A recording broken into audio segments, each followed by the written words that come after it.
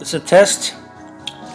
I'm gonna try to show you how to solve a problem and using Microsoft OneNote and this pen that I have. Unfortunately, I don't have any video. You just have to use the sound, and there's background music here. Let's see how will that show up. Anyways, let me try. Let me move the mouse around. Let's write the title here. Circle. Okay, I have to click the draw here. Let's go to draw pen. Alright. Circular motion example.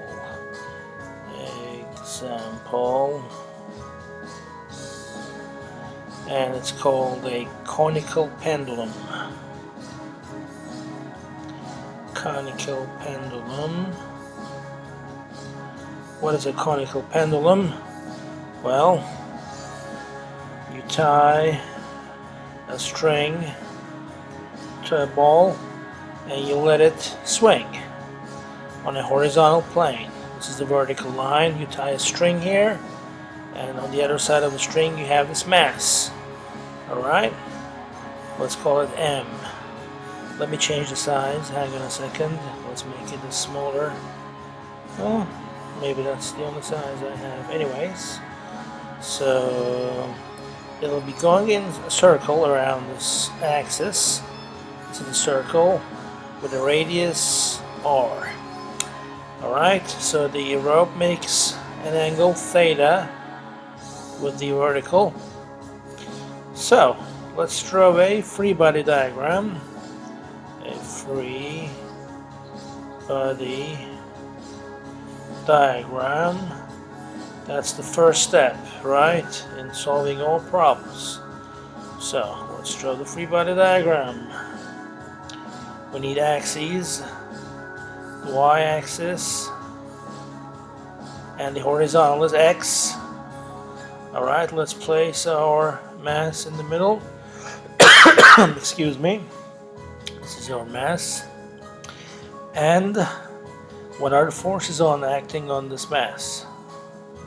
Earth pulling it downward, that's its weight, mg. Alright, in the negative y direction. And we have a tension in the rope, right here, the tension in the rope. So let's show it with an arrow pointing this way. And it makes an angle theta with the vertical. Alright? So you guys see why that is theta? Because of the angle right there, right? Imagine a parallel line here, vertical line, and the line intersecting those two parallel lines, the angles would be the same, theta. So what's missing in the free body diagram? Well, we don't have the acceleration. Well, it's to the left in this case. Why is that? Because in a circular motion, the acceleration is centripetal, seeking the center. Wherever you are, it's pointing to the center. So when you're here on the right side, the acceleration will be to the left.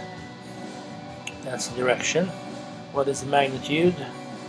V squared over R, where R is the radius and V is the velocity. Okay, so velocity is perpendicular to the radius V.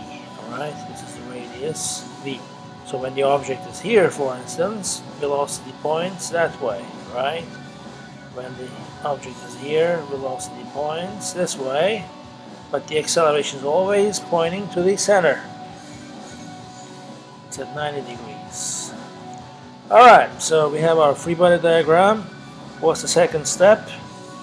Step number 2. What is it? Apply Newton's second law.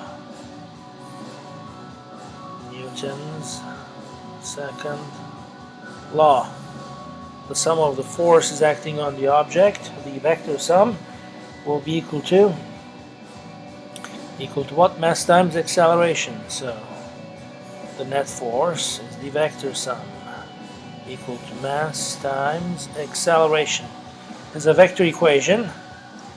The left hand side should agree the right hand side in terms of x and y components, right? So if you write this equation in the x direction, meaning the x component of the left hand side will be equal to the x component of the right hand side. So going back to the picture here, what do we have over here? T and mg. We have only two forces, right? But T has two components, mg only has one. mg doesn't have any x component, so there won't be any mg in our x equation. But T does have an x equation. You box T, and then let me show you. If you draw a box around T, right, you recognize these sides as the components, namely this component is the y component and this component here is the x component. So x component is equal to this side, which is side opposite to theta. T is the hypotenuse, so T times sine theta will be the x component of T. So you write it right there. T sine theta equals mass times acceleration, which is v squared over r.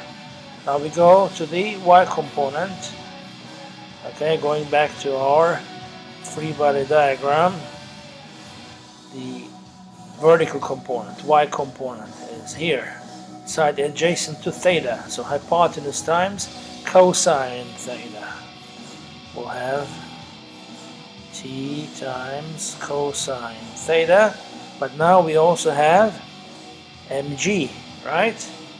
That's pointing in the negative y direction. Oops.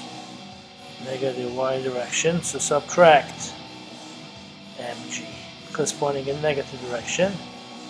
That will be equal to mass times A. But A doesn't have any y component, right? A only has x component, which we used already. A does not have any y component. Therefore, it is m times 0. So we write here 0. Alright, so the second step is finished. We set up our equations. Now we're gonna move on to the third step, which is the solution of these equations, okay? Now what do you want to solve for? Let's say solve for theta, right? Solve for theta. What is the angle here? Okay, to solve for theta, I have to eliminate t. Suppose you're given the radius, g is of course 9.8 meters per second square, and you're given v. So you don't even need to know what m is. You'll see why now. Let's take the first equation. There's t sine theta on the left hand side, right? This guy.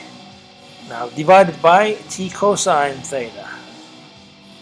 Divided by t cosine theta. Now why do I want to do that? Because I know sine over cosine is tangent, and these t's will cancel. This will be equal to tangent theta. Is that the only reason? Well, no.